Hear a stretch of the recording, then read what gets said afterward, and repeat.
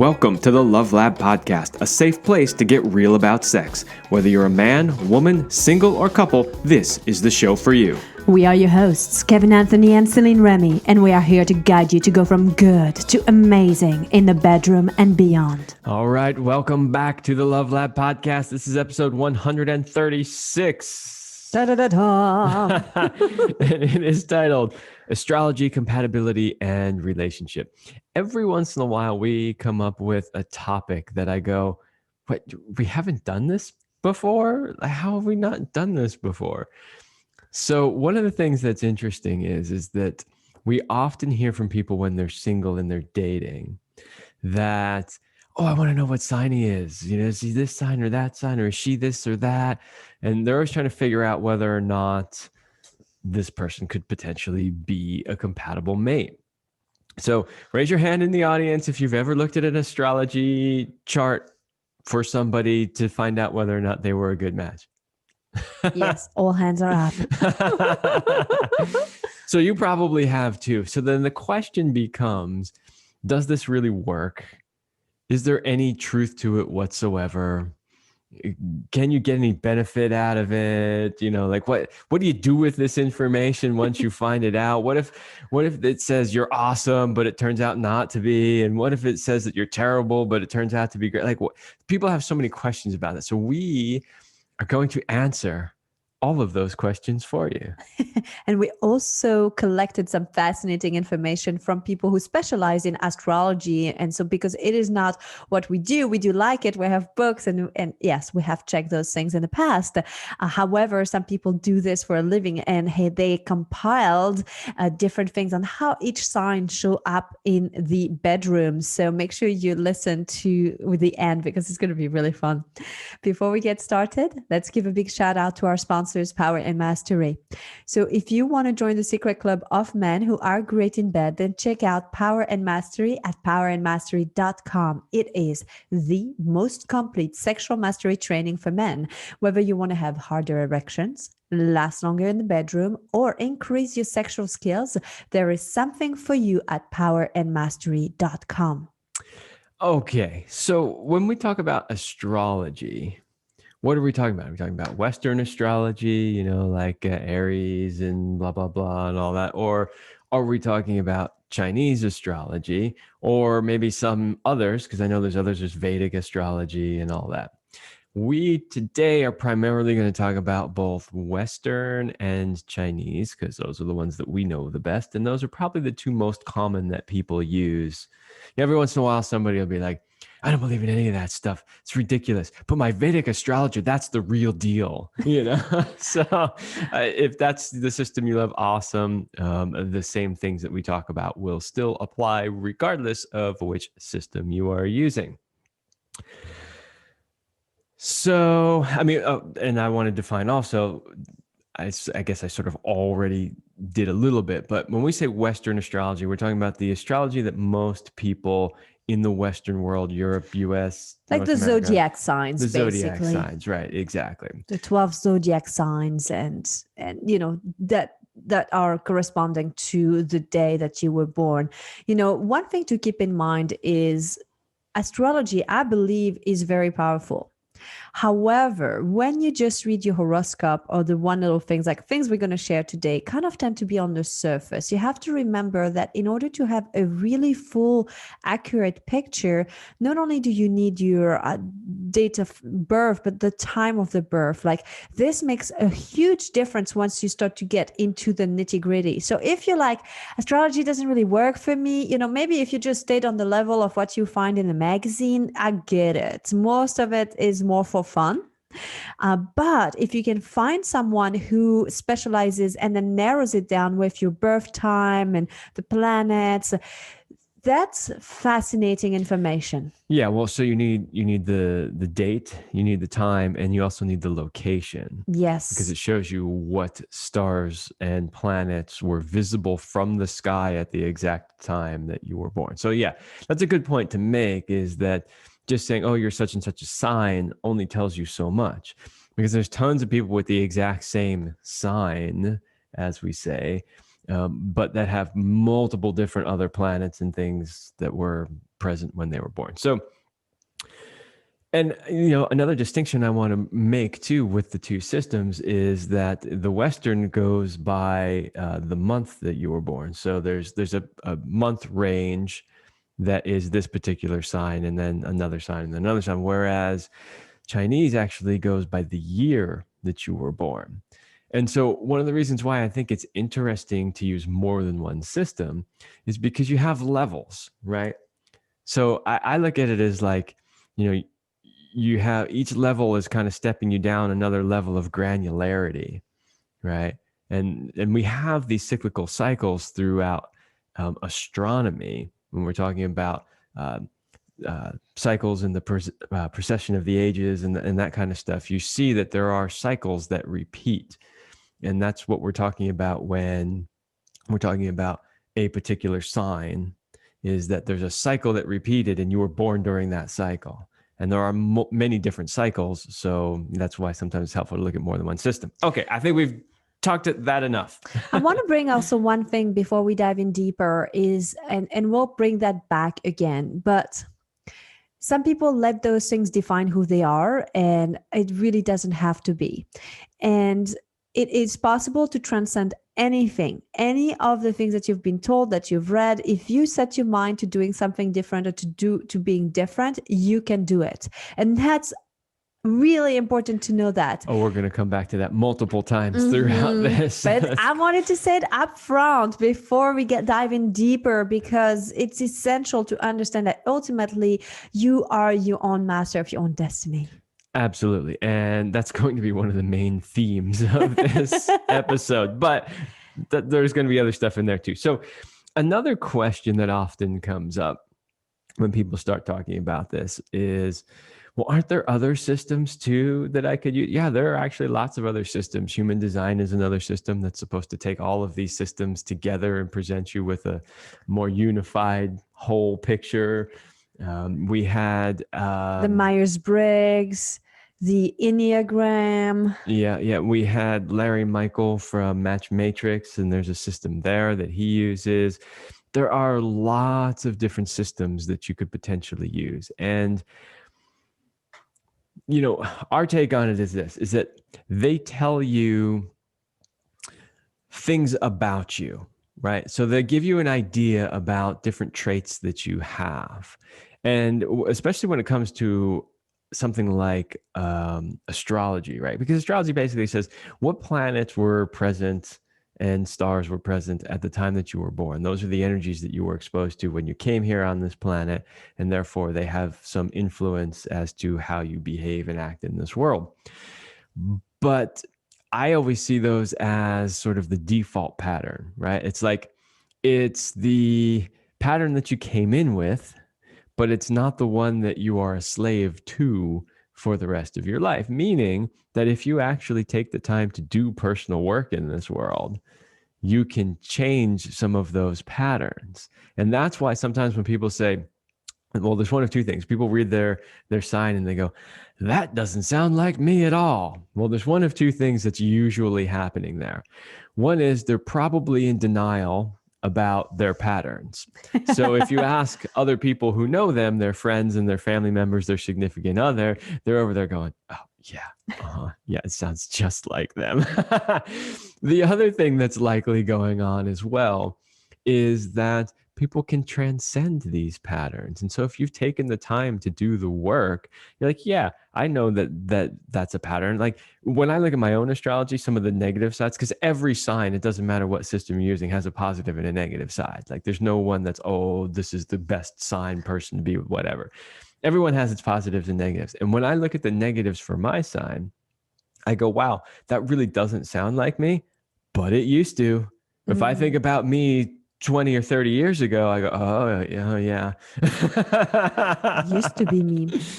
So I want to talk about, for all the ladies listening here, because I feel like it's a little bit more of a trait that women have. Like, should you use astrology to pick a mate or rely on it? Because I know for sure I used to. That's the big question. Should you use it?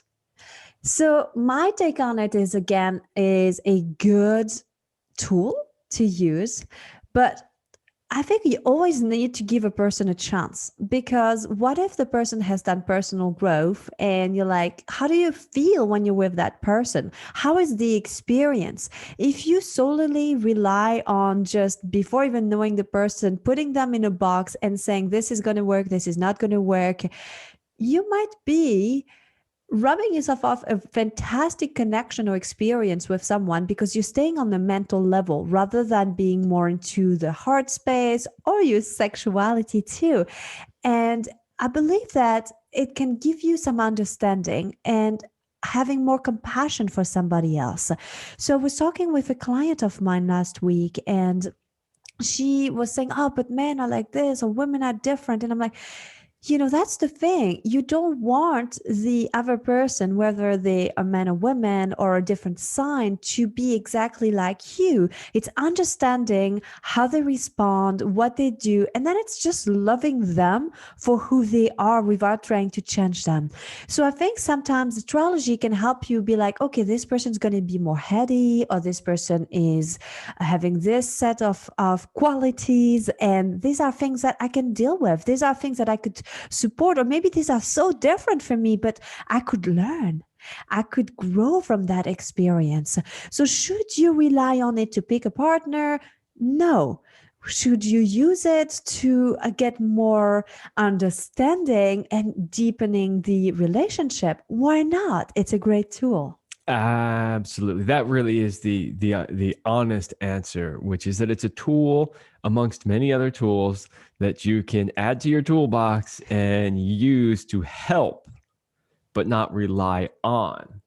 So that's important. We are going to cover that some more, but first I want to get more into what do astrology systems say about relationship matches, right? Because they all say something. Like, do they just say yes, no, yes, no, yes, no, no, no, yes, yes, yes, no? Or do they actually say, on a scale of 1 to 10, you're a 3 or you're a 7? Or like, how exactly do they go about doing that?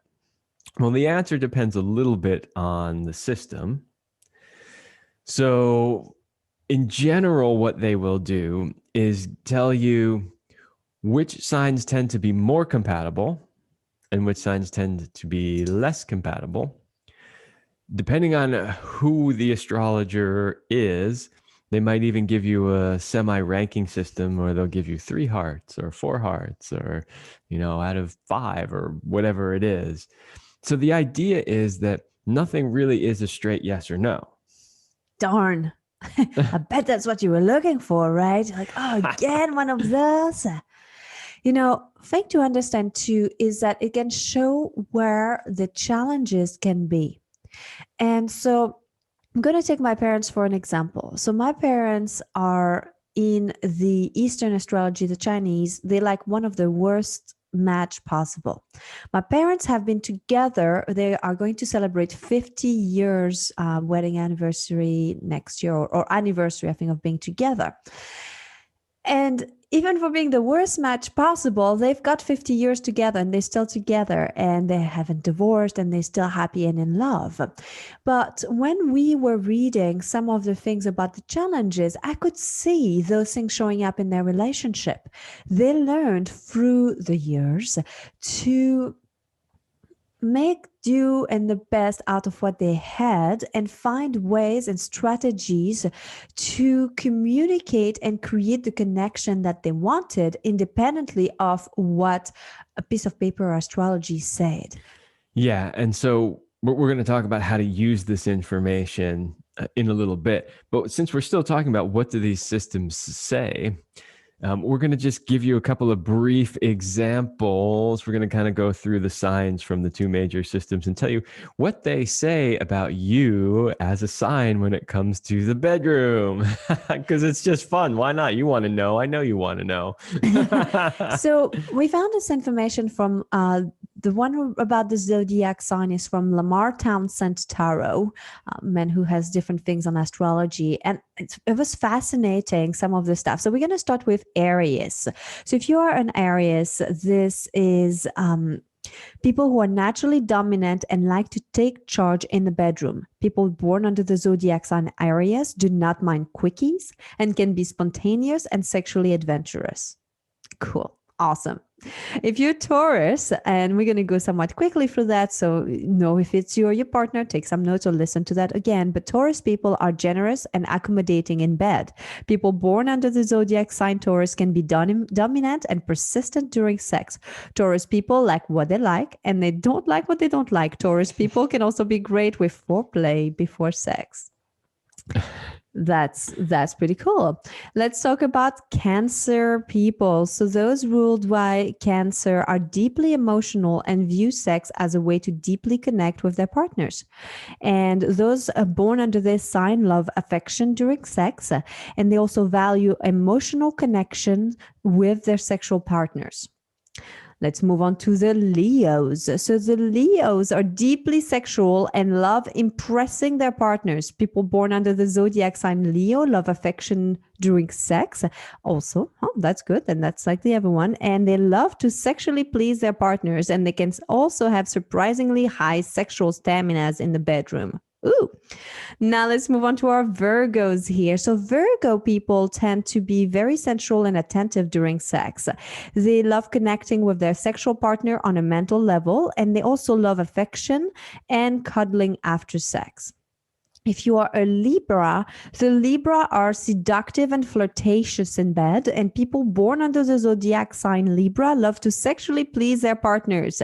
Libra people can also be great with foreplay before sex. I can see how some of these would be really good matches together as I'm reading quickly through that. Let's talk about our Scorpios. And Scorpios are, they have a sexual nature, sexual desires, and animalistic instinct, and how they express in their raw energy. Those people, the Scorpio, are extremely sexual and love to have passionate and intense sex. People born under the zodiac sign of the Scorpio view sex as a way to deeply connect with their partners. Yeah, guys always think they want a Scorpio until they have a Scorpio. So I was like, oh, wow, how do I deal with that? Let's talk about the Sagittarius here. So those people are deeply sexual and love connecting with their sexual partners on a mental level. Sagittarius people have the ability to switch between being dominant and submissive, and they can also be spontaneous and sexually adventurous. Now, the Capricorn tend to be extremely sexual and love to have passionate sex. People born under the sign of Capricorn can be dominant during sex, and they also have a surprisingly high sexual staminas in the bedroom. Now let's talk about the Aquarius here. Aquarius people love connecting with their sexual partners on a mental level, and they have the ability to switch between being dominant and submissive. Aquarius people love to sexually please their partners, and they also can be sexually adventurous. Hey, I'm an Aquarius, and I have to agree that it kind of works here. And let's talk about the Pisces. Pisces are all about a deeply sexual and love. Are people who are deeply sexual and love connecting with their sexual partner on both an emotional level and a mental level. And people born under the zodiac sign Pisces love affection and attentiveness during sex.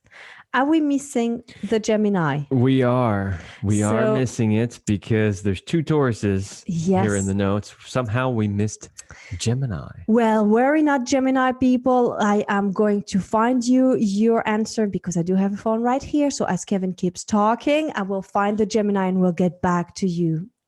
All right. So you were listening to us describe the different signs, and the question is, do any of them sound like you? So, I was listening to them and thinking about past partners I've had and how do they kind of match up with that. And actually, I think it matches up pretty well. And I think back about it. I do think they tend to be rather accurate. Now, keep in mind also that you can find a whole bunch of different resources. We have multiple books. You can find lots of websites, and they'll all give you slightly different answers. So these ones that we just read come from one particular website. Mm-hmm. But in general, I think they do tend to be somewhat accurate. I have found the Gemini. And, I knew I missed that one because Kevin is a Gemini. And I'm like, I don't think I read that one. So thank you for your patience here. Let's talk about our Gemini. Gemini people are great at leading conversations to sex. And they are those people born under the Zodiac sign Gemini love connecting with their sexual partners on a mental level. They also love pillow talk and can be great with foreplay before sex. So mental level, that was the same thing with the Aquarius. Yes. Yeah. So there is, hence why, again, some compatibility. Now, I'm an Aquarius, you're a Gemini, and it works very well. Maybe if you are with a different partner, they may not be so much into your thing, but it comes down to communication. So knowing this about yourself, when we just read these signs, did you feel like it described part of you? Now, rather than wanting to change or being like, this is like something I'm going to fight against, embrace it. And now to take it to the next step is, rather than trying to change yourself or try to make your partner be more like you, like explain why you want this, what it gives to you, and how it really helps you to feel more connected or sexual. And if you are in a committed relationship, then you are willing to do these things. Like for me, I'm very big on mental and I do like the talking. Luckily, Kevin is the first partner I have who likes the talking to the same level than I do. Previous partner used to tell me like, oh, you talk too much, or like, come on, like quiet down your mind. And I used to stifle that part of myself, but then I wasn't able to get to the higher level of sexuality.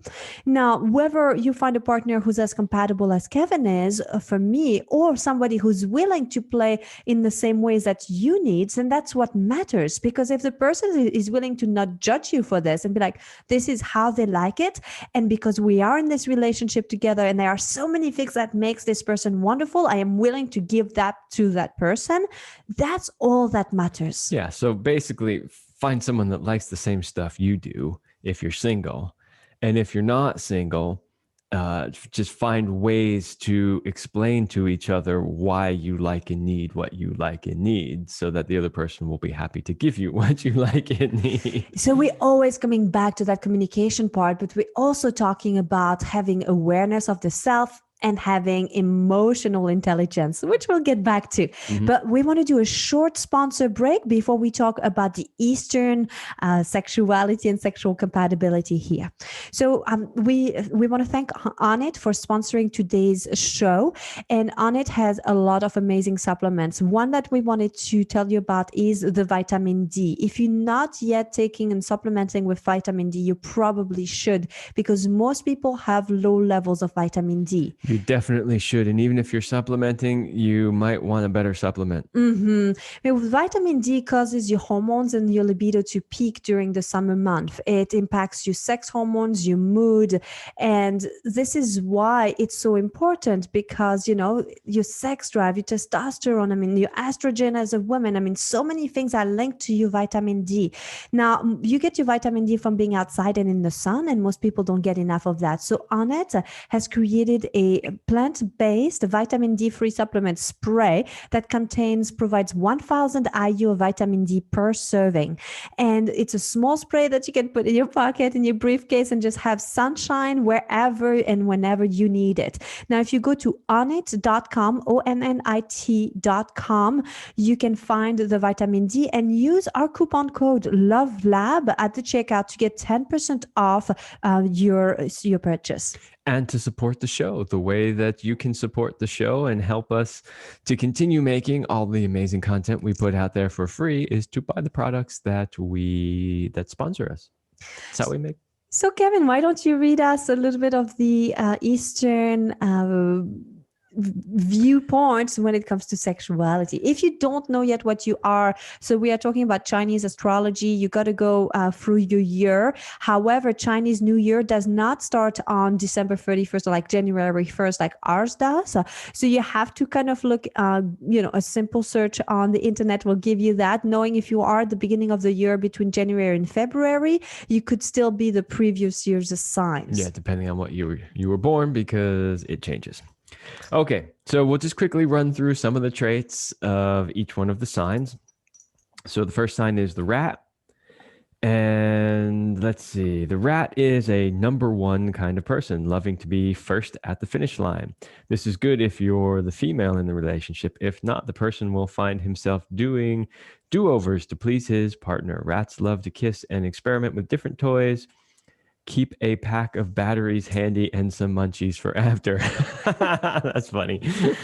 Oh, I should say that I got these also from a website called CaliforniaPsychics.com. So that's where these particular descriptions come from.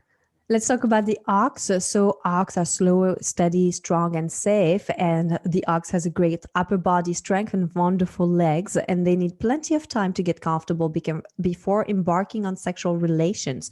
By the time you get there, you'll find that it was well worth the wait.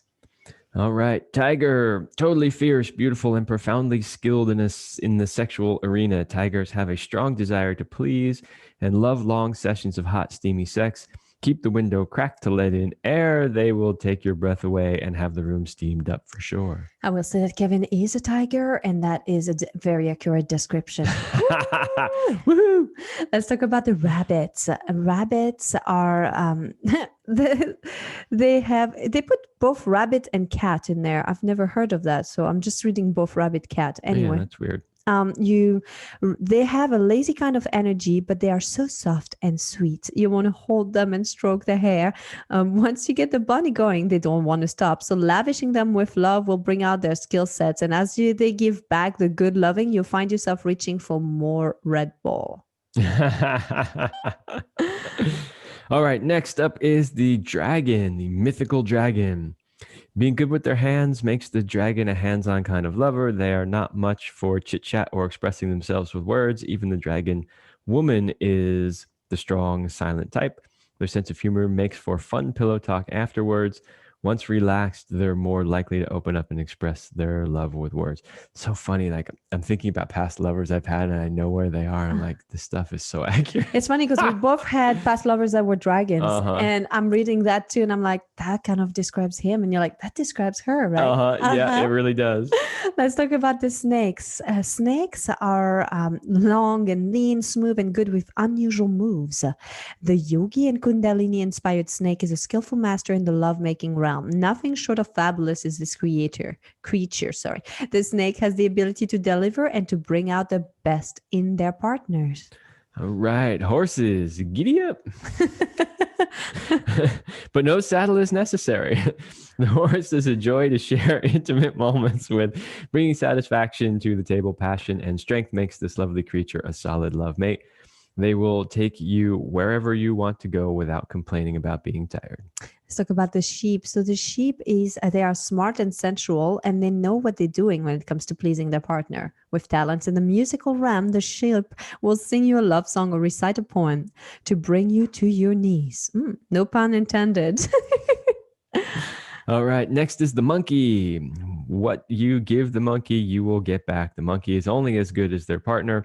They have a way of mirroring your moves. This creature is very physical, loves to play, and will keep playing until you both pass out. Let's talk about the rooster. Did someone say threesome or foursome? The bird loves diversity. They're in charge no matter how many are in bed. Be it all at once or having more than one lover, they aim to please. Keeping the lights on or having daytime sessions is part of the nature of this fine feathered friend. You know, I did have a bunch of threesomes and foursomes with a rooster. That's true. That's so fascinating. That really did happen.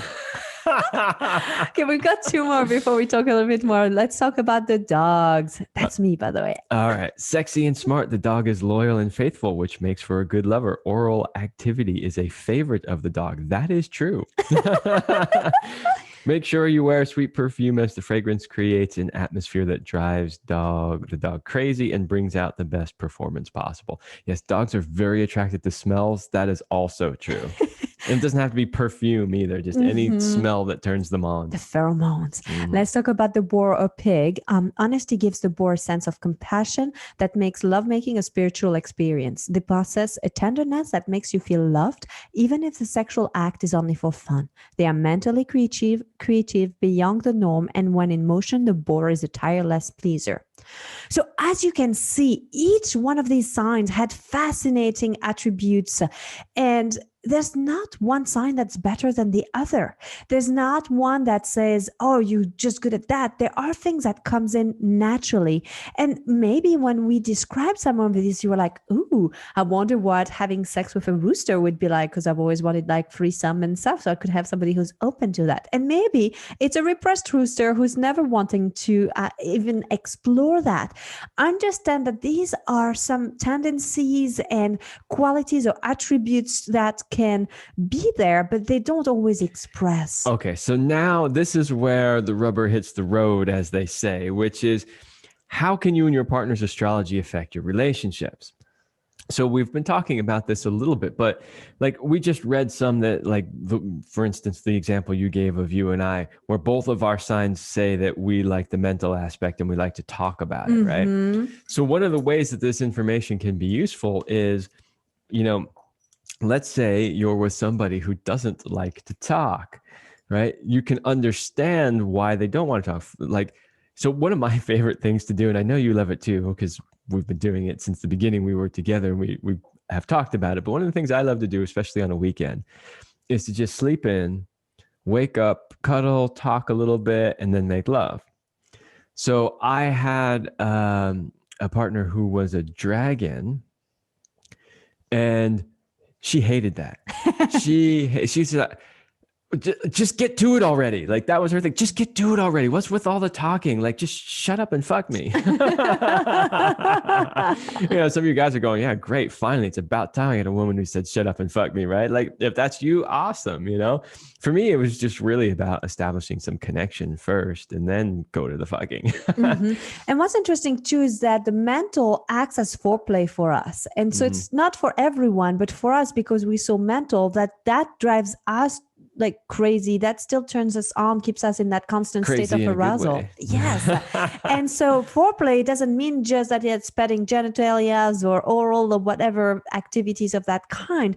It can be so many different things. So realize that then once you start to understand your partner and their little, we call those kinks maybe, what they are, it's so much easier because it's not one size fits all. Right. So there's two things that you can learn from this. The first one is if you're looking for somebody, look for somebody that wants to lay in bed and talk before they make love, because that's obviously going to make both of you happy. And if you're with somebody already who doesn't, or the next person you meet, maybe that's one of the things that they don't like to do, you can have some more compassion and empathy. You can understand rather than getting frustrated when they want to talk to you because you're like, God damn it, I just want to fuck already. You can have some compassion and go, oh, I get it. This is what they need. This is what they like. This is what's going to get them into the mood. So let's talk about when you're not a good match. So maybe you've been with your partner for a long time. Now you're like, oh, I'm going to check things out. And now it's like, oh my gosh, we're not a good match. Well, for number one, take a deep breath. You're going to be all right. Okay. And number two, it's all about what you're doing with the information and what you're doing with your own self. Because again, we're going to come back to what we previously talked about having awareness of oneself. It can transcend any limitations. So for example, Maharishi Yogesh, he used to, he was like a guru type, right? Who was into transcendental meditation. And one of the things that he would do, most people tend to look for auspicious days with astrology. And then that's when they launch their product or course or whatever. What he would ask his astrologer about was to find the least auspicious day to start his launch. And that's when he would start it to prove that astrology does not define the results you get, because you have the power to change even the stars. And that was a really powerful message, because if you believe that this is going to be the box you're going to be stuck in forever, and it's going to define everything from now on, that is the experience you are going to have. If you believe that you can transcend that and still create any reality that you want, that is also true, and that is also the experience you're going to have. So if you are not on the paper a perfect match, then look at where are the areas that are effortless, where you guys match very well. Where are the areas where it's difficult sometimes, and then learn skills to bridge the gaps. It's that simple. Yeah, it really is. And a great example of that reframe, and the reframe is this says we're not a good match, so we're not a good match. And then we reframe that to, okay, now we can see where the differences are, and then we can take steps to change that. So the perfect example of that was, I mentioned earlier in the show when we had Larry Michael on from Match Matrix. And early on in Match Matrix history, they were focusing a lot on you're compatible or you're not compatible. And over the years, after having worked with so many people, Larry came to the conclusion that it wasn't about you're compatible or you're not compatible, that it was about using that information to figure out how to work with each other. So if you find out you have different communication styles, that's a big thing in the Match Matrix. Also called the 4 answers now. I think I've been referring to it by the old name. But one of the big things in that was communication styles, right? And so people say, oh, we don't have the communication style, it's never going to work. But what we learned is that if you know you have different communication styles, you can find tools to bridge those gaps. And that's really what it's about. It's like, okay, I know I communicate this way, you communicate that way. How can we find a way to take that information and bridge the gap and still find a way to communicate effectively? I feel like it's very similar to the love languages, where maybe your main love language differs from your partner, but it's not that hard to learn another language. And then once you know that your partner likes something different, because you love your partner, you're going to give this to them. And then your partner is going to give you the one you prefer too. And that's how it works. Yeah, that's another fantastic example. The love languages is just another system. It just tells you another piece of information about a particular person that you can then use. Yep. Remember, you're not a statistics, you're not a horoscope or whatever it is. Don't let that define who you are. We have unlimited potential as human beings, and it's all about growing, exploring, changing, and creating for yourself what works. And you can 100% transcend any of these traits and growing into a better version of yourself. Ultimately, if you are with a partner who brings out the best in you, you are with the right person, independently of whether or not you are compatible on paper with your astrology. So give this person a chance to see where it goes. Don't just let your head stop you for having a fantastic connection with somebody else. Absolutely. And that's really the conclusion of this entire talk, which is that, yeah, I mean, it can be a tool that you can use. It can be helpful. Don't rely on it, and use the information that you learn from these tools to have better relationships. That's really what it's all about. All right, everybody, that's all the time we have for this episode. We hope you learned something interesting and fun, and we will see you next week.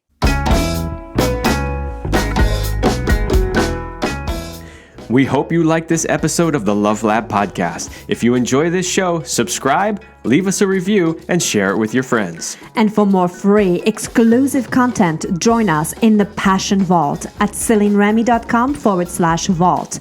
That's CelineRemy.com/vault.